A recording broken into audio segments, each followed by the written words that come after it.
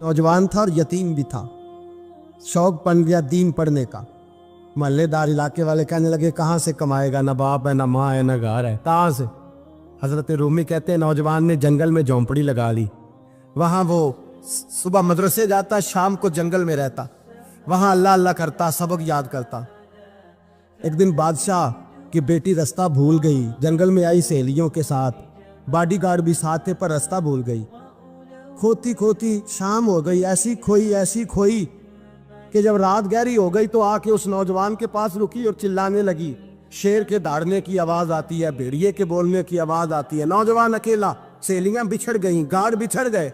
कहने लगी मैं परेशान हूँ, मुझे जगह मिल जाएगी। नौजवान कहता मैंने शहजादी देखी और मुझे भी पता था कि घर एक ही है और आग को अंदर से दरवाजा भी बंद करना पड़ता है, जंगल जानवर भी आ जाते हैं। कहते मेरी छोटी सी कुटिया में, झोंपड़ी में वो आई, रो के कहने लगी सहारा कोई नहीं, अगर मैं पीछे निकलूंगी तो भेड़िए खा जाएगा।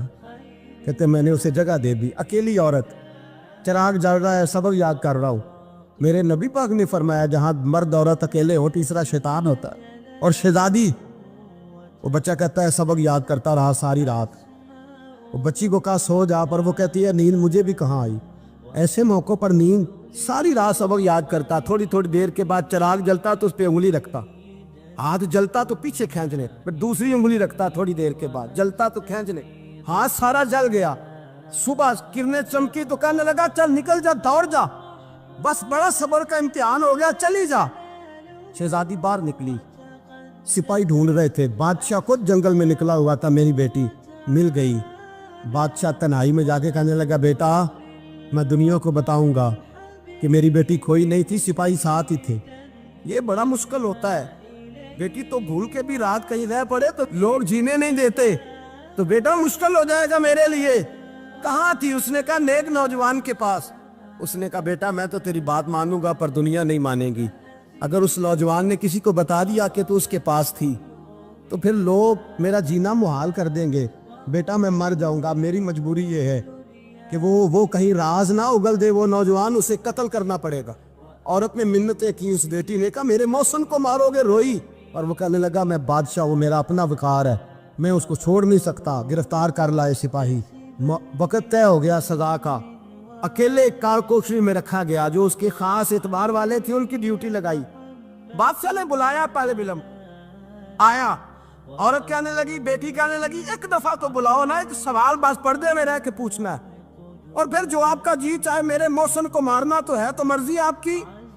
सामने खड़ा किया, नौजवान पर्दे के पीछे, औरत खड़ी हो गई। बादशाह बीच बैठ गया। बीबी कहने लगी सारी रात बेदार मैं भी रही, सोया तू भी नहीं। वो जो तू चिराग के करीब हाथ लगा के जलाता था वो समझ नहीं आई।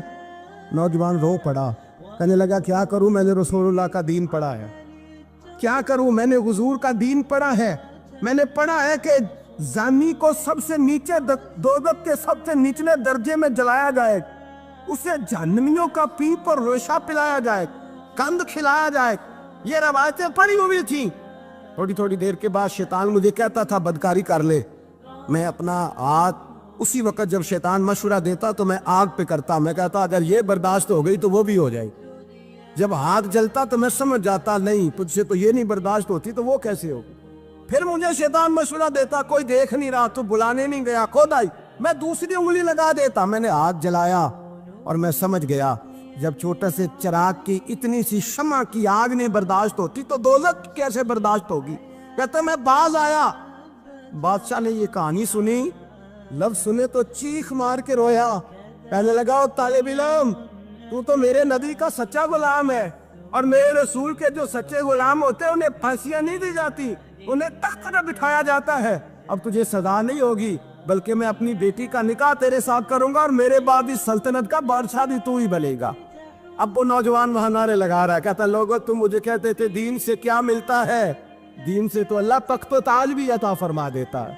अगर नौजवान शर्मो हया वाले बन के रहे अल्लाह सारी इज्जतें दे देगा। देखे ना अल्लाह के फजल से इज्जत मिलती है और जब कोई इज्जतदारों जैसा काम ही ना करे। एक बात और अर्ज करनी है पर वक्त थोड़ा रह गया। जवानों मैं ना जब कभी परेशान होता हूँ ना तो मैं ये वाली बात खोल के पढ़ता हूँ वाला, ये बात ढारस बनाती है। ढारस توانائی دیتی ہے, پورا مضمون باندھا ہے. اعلیٰ حضرت کہتے ہیں بہروپیہ تھا, مداری, روپ بدل بدل کے دکھایا کرتا تھا, بادشاہوں سے انعام لیتا تھا. ایک دن اورنگزیب عالمگیر کے پاس آ گیا, کہنے لگا میں روپ بدلوں گا, اگر آپ پہچان نہ سکے تو میں انعام لوں گا. آپ نے فرمایا میں کوئی ایسے ویسا بادشاہ نہیں. کہا مجھے دھوکہ دینا مشکل ہے. کہا نہیں میں روپ بدلوں گا. حضرت اورنگزیب عالمگیر بڑے نیک بادشاہ گزرے, بڑے پرہیزگار. وہ بہروپیہ کہنے لگا میں روپ بدلوں گا, آپ نہیں پہچان سکیں گے. فرمایا چل جتنا تیرے اندر زور ہے لگا لے. حضرت نے اعلان کیا کہ میں نے فوجی بھرتی کر دے, 2 ماہ کے بعد ٹیسٹ ہوگا. وہ 2 مہینے دوڑتا رہا, رنگ روپ بناتا رہا. آیا ٹیسٹ دینے, 2-3 سپاہیوں کا امتحان لیا. اس کی باری آئی تو 10 روپے دیے. کہنے لگے تیرے آنے جانے کا کرایہ میں نے تجھے پہچان لیا ہے. کچھ دنوں کے بعد جانے لگے سفر پر, تو بھکاری آ گئے خیرات مانگنے. اس نے بھی سارے منہ پر سیاہی مال لی, کپڑے پھاڑ لیے, سر کے بال مڈا لیے, پگے تک کٹا لی, بدرنگ ہو کے آیا. کاسا آگے کیا تو حضرت نے 10 روپے ڈالے. کہنے لگے تیرے آنے جانے کا کرایہ میں نے پہچان لیا ہے. کچھ دن گزرے تو ٹیچر کی ضرورت تھی. اس نے مونچھیں بڑی کر لی, داڑھی نکلی لگا لی, سر پہ جنا کیپ پہن لی, ایک شیروانی لے لی اور ہاتھ میں چھڑی پکڑ کے آیا. کہنے لگا میں استاد ہوں, 2-4 بندوں کا امتحان لیا. اس کی باری آئی تو 5 روپے دیے, 10 روپے دیے. کہا تیرا کرایہ میں نے پہچان لیا. 2 سال گزر گئے. وہ جب بھی آتا حضرت پہچان لیتے. ایک دن سفر پہ جا رہے تھے, بہت بڑا لشکر تھا, جہاد کرنے جا رہے تھے اورنگزیب عالمگیر. تو دیکھا ایک پہاڑی ہے, پہاڑی پہ لوگ جا بھی رہے ہیں آ بھی رہے. اورنگزیب عالمگیر پوچھنے لگے یہاں کیا ہے. کہنے لگے بابا جی بیٹھے ہیں دعا کرتے ہیں, اللہ کے نیک بندے ہیں. اورنگزیب کہنے لگے یار پرانے لوگ سارے ہی اللہ والوں کو مانتے, یہ بھی مصیبت آئی ہے جتنی نہیں آئی ہے, سارے لوگ ہی مانتے. کہنے لگے ذرا میں دعا نہ کراؤں, بچے کام جا رہا ہوں. اورنگزیب بادشاہ تھے, بادشاہ لوگ نازک مزاج ہوتے ہیں. گھوڑے سے اترے, بڑی مشکل سے پہاڑی پہ چڑھے, اوپر گئے تو لائن لگی ہے. بابا جی غار میں بیٹھے. کہنے لگے میں نے ملنا, میں اورنگزیب ہوں. انہوں نے کہا ہمارا بابا اس طرح کا پیر نہیں کہ امیر آئے تو رنگ اور ہو, غریب آئے تو اور ہو. یہاں اگر ملنا ہے تو لائن میں لگ جاؤ, سب ایک جیسے. اب لائن میں کھڑے ہو گئے, 50 آدمی آگے تھے. کہتے ہیں 51واں نمبر تھا. تھک گیا دھوپ میں کھڑا کھڑا. جب میں پہنچا غار کے دہانے تو میں نے بابا جی کے چہرے پہ نظر ڈالی تو بڑا نورانی چہرہ, بڑی خوبصورت لب و لہجہ. میں نے کہا میرے جیسا آدمی بھی پگڑی باندھ لے تو اچھا لگنے لگ جاتا ہے, بڑا خوبصورت انداز. کہتے ہیں میں ان کے پاس اتحیات کی حالت میں بیٹھ گیا. میں نے کہا حضور میں جا رہا ہوں جہاد کرنے, دعا کرنا. بزرگوں نے ہاتھ اٹھائے, اللہ اس کی مدد فرما, دین کو غلبہ عطا فرما, اسے دین کا سچا پکا سپاہی بنا. پھر تھپکی دی, 2-4 نصیحتیں نکال ڈالی. دیکھنا ظلم نہ کرنا, زیادتی نہ کرنا, جب تو جیت کر نہ کرنا, غرور نہ کرنا. نصیحتیں بھی کر دی. کہتے ہیں اب جب میں اٹھا تو 2-4 دینار بطور نذرانہ مسلح کے نیچے رکھے, اور الٹے قدم جب میں غار سے اترا انہوں نے رومال جھاڑا اور اٹھ کے کھڑے ہو گئے. کہنے لگے آج نہیں تو نے پہچانا, آج نہیں تو نے پہچانا, میرا انعام بنتا ہے, آج نہیں پہچانا, لا پیسے. اورنگزیب کہنے لگا یار تو نے حد کر دی, کہاں چڑھا کہاں کھڑا رہا, دھوپ میں تھک گیا, کمال کر دی بھائی تو نے. پتا تو کیا لے گا, اب تو جلدی بتا, وہ کتنے لوگ پیچھے دھوپ میں کھڑے ہیں, لشکر سارا کھڑا ہے, کیا لے گا. اس نے کہا سب سے قیمتی ہیرے وہ ہے جو تیرے سر کے تاج میں لگے ہوئے, مجھے تیرا تاج چاہیے. او بھائیو سننا اور یاد رکھنا, میرے اعلیٰ حضرت کہتے ہیں بادشاہ نے سر کے اوپر سے تاج اتارا, بہروپیے کے قدموں میں رکھا اور کہنے لگے یہ لے, اور یہ تو تیرا مانگنے پر میں نے دیا ہے نا, میں واپس آتا ہوں تو آنا, میں اپنی مرضی سے بھی تجھے دوں گا. تو نے اورنگزیب جیسے بندے کو دھوکہ دیا, آنا میں اس وقت بھی دوں گا. وہ دے کر بس بات ختم ہو گئی, حد ہو گئی. دے کر کہتے ہیں جب میں پلٹا نا واپس, بہروپیے نے آواز دی بادشاہ ٹھہر جا. تو میں نے پلٹ کے دیکھا تو کہنے لگے یہ اپنا تاج لے جا, اٹھا اور لے جا. میں نے کہا 2 سال بیت گئے تجھے محنت کرتے, آج قابو آیا تو لے جاؤ. کہنے لگا لے جا, مسئلہ سمجھ میں آ گیا. میں نے کہا مجھے بھی تو سمجھانا. کہتے ہیں وہ پھوٹ پھوٹ کے رویا, اس کی آنکھیں برس پڑی, سیلاب کی طرح آنسو بہہ نکلے, تڑپا اور رو کے کہنے لگا بادشاہ میں نے جھوٹ موٹ رسول اللہ کی غلامی اختیار کی تھی, جھوٹ موٹ کی داڑھی, جھوٹ موٹ کی پگڑی, جھوٹ موٹ کا فقر, میں نے جھوٹ موٹ نبی پاک کا لباس پہنا ہے, تو تیرے جیسے بادشاہوں کے تاج میرے قدموں میں آ گئے ہیں. اگر میں سچ مچ رسول اللہ کا غلام بنوں گا تو اللہ کیا کچھ عطا فرمائے، اللہ کتنی نعمتوں سے نوازے۔ میرے اعلیٰ کیا فرماتے ہیں؟ اعلیٰ حضرت فرماتے ہیں فرشتے بھی کرتے ہیں تعظیم میری۔ کون جی؟ اللہ ایسا عقیدہ بھی کم ملے گا جو بریلی کے امام کا عقیدہ ہے، ایسا بھی کم۔ کہتے ہیں فرشتے بھی کرتے ہیں تعظیم میری۔ کیوں؟ فرمانے لگے فدا ہو کے ان پر یہ عزت ملی۔ بغداد کے ایک درویش عالم تھے، تو وہ جب بھی نماز پڑھاتے نا تو کسی تاجر کی 2 بیویوں کے بارے میں دعا مانگتے۔ توجہ ہے میری بات پر؟ نماز پڑھاتے تو کہتے اللہ اس تاجر کی 2 بیویوں کو اپنی خاص رحمتیں عطا فرما۔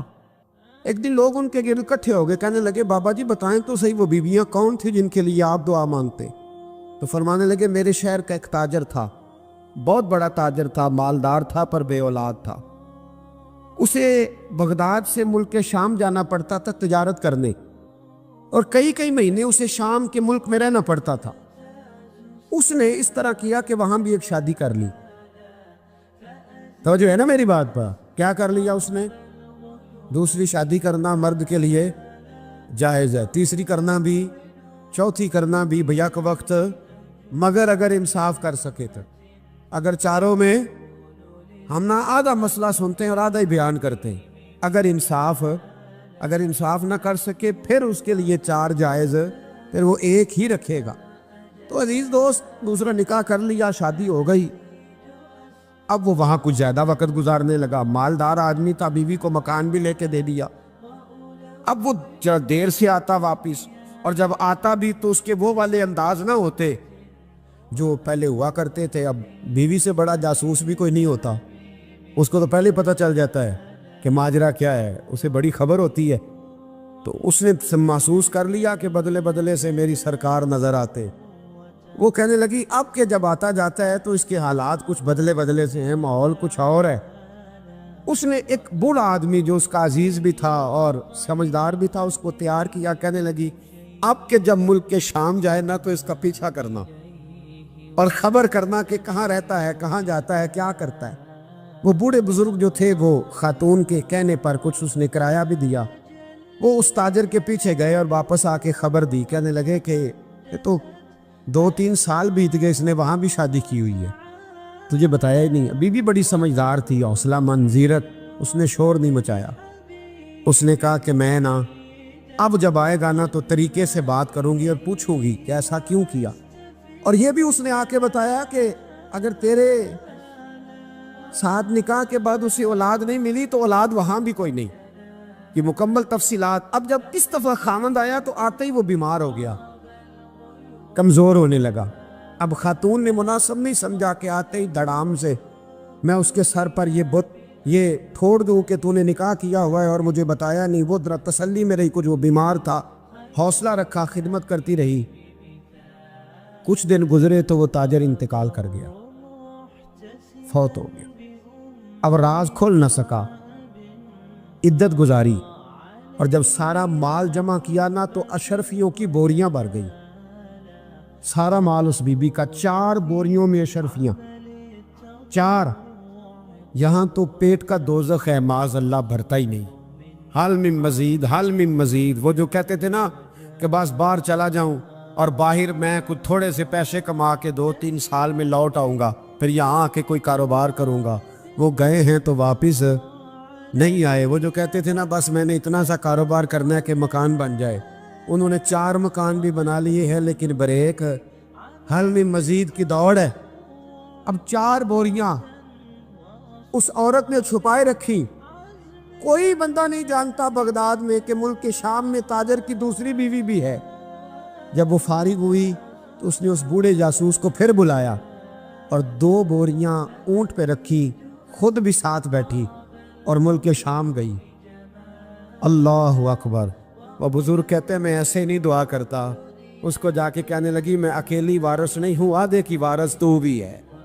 میں اکیلی وارث نہیں، یہ تقسیم وراثت ہے، آدھی کی وارث تو بھی ہے، تو رکھ اپنے پیسے۔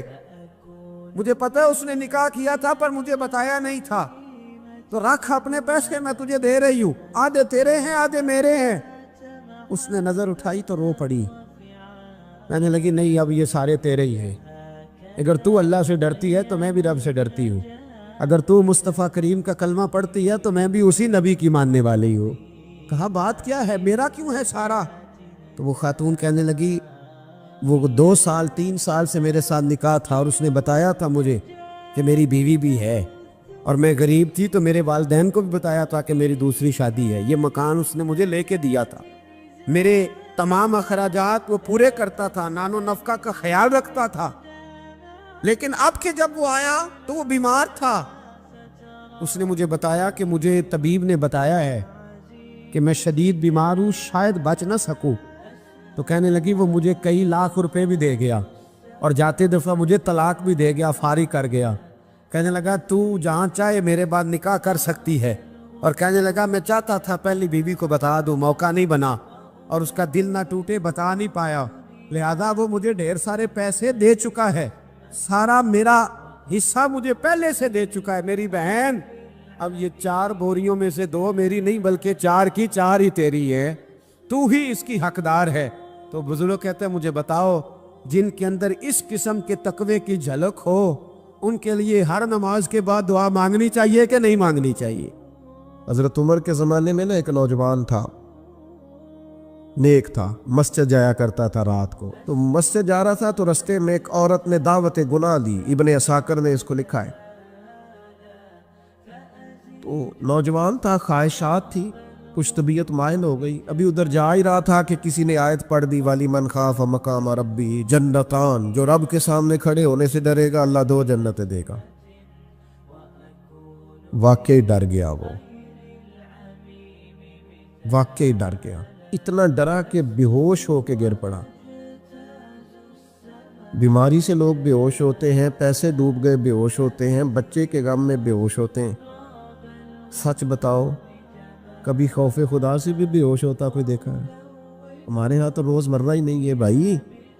और बड़ी बातें हैं बेहोश होने की, डरने की, गश खाने की। बेहोश होके गिर पड़ा। बूढ़े बाप को किसी ने बताया बच्चा बेहोश पड़ा है, उठा के घर लाए। घर ला के कहा बेटा क्या हुआ?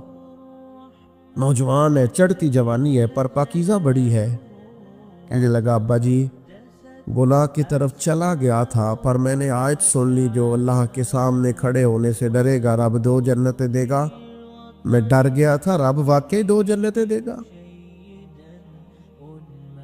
बाप रो पड़े, अब्बा जी की आंखों में आंसू आए और कहा पुत्र अल्लाह बड़ा मेहरबान है, उसके वादे सच्चे हैं, वाकई 2 जन्नतें देगा। उसने फिर एक चीख मारी और इस तरह की मारी कि उसकी रूह ही परवाज कर गई, रूह ही परवाज कर। कुश्तगाने खंजरे तस्लीम रा, इश्क की खंजर से कत्ल हो गए लोग। सुबह हजरत उमर को पता चला कि उन्होंने तो रात जनाजा भी पढ़ दिया, तदफीन भी कर दी। जनाब उमर फरमाने लगे इतना नेक नौजवान खौफे खुदा से दुनिया से चला गया, मुझे क्यों नहीं बुलाया, मैं जनाजा पढ़ता। फारूक आजम फरमा रहे मेरा शौक था मैं उसका जनाजा पढ़ता। का हुजूर